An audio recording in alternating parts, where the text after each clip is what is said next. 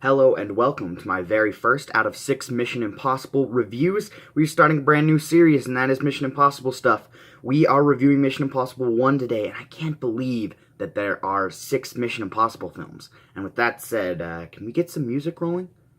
There we go. So, welcome. This is my first Mission Impossible review out of 6.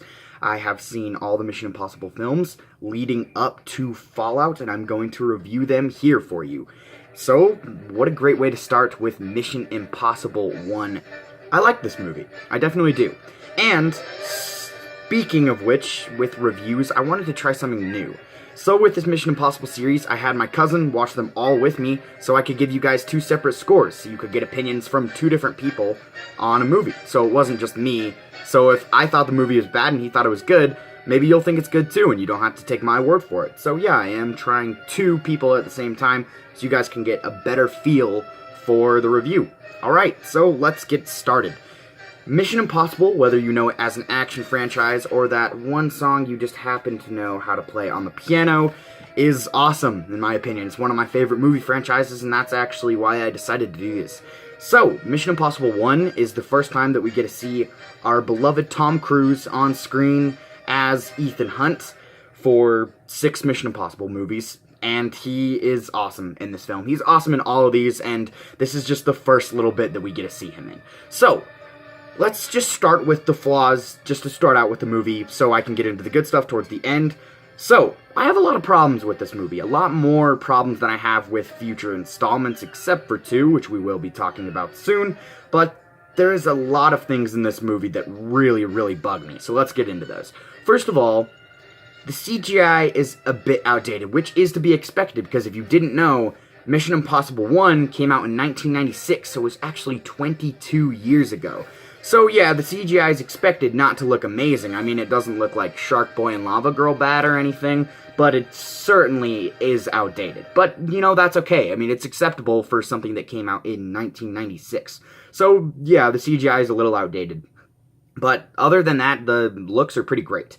But there is some very weird cuts and zoom-ins. I noticed that a lot with Mission Impossible movies, that there is a lot of weird zoom-ins where they place a camera, let's say, below someone's jaw or something, and they just slowly zoom in. I don't know why.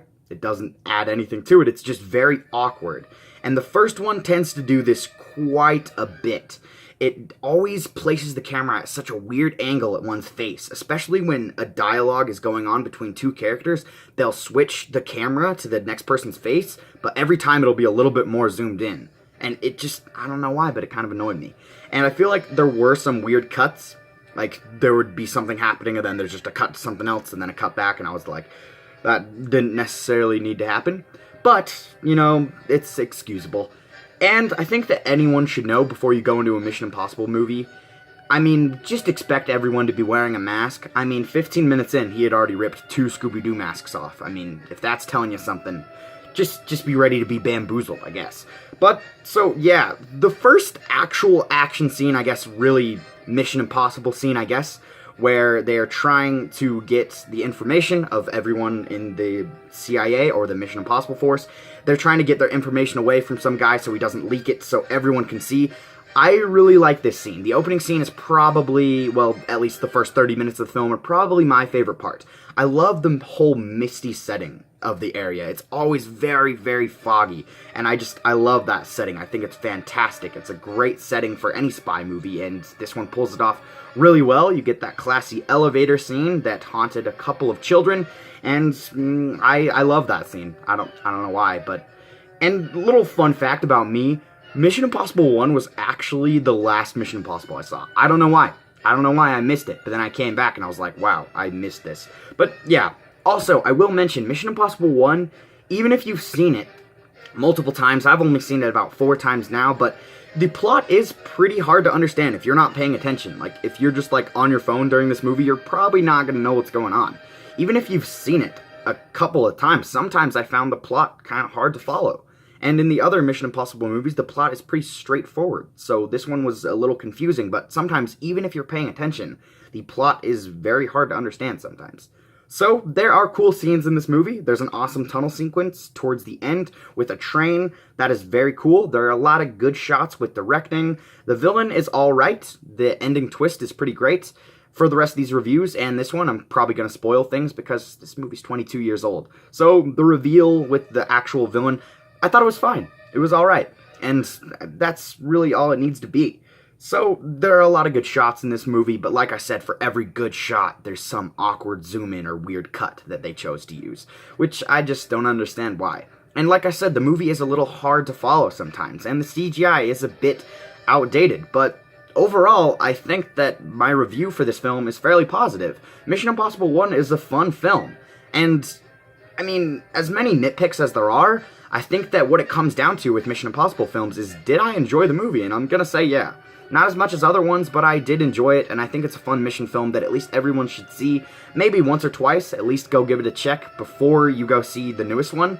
So yeah, so I'm going to give you my score and my cousin's score. We're going to add them up, do the percentages and stuff. I gave it a 6.8 out of 10. He gave it a 6.5 out of 10. Our scores added up to a 13.3 out of 20, being the highest score, which leads us to a 67%, which is kind of the same how the critics were, so we kind of agreed with that.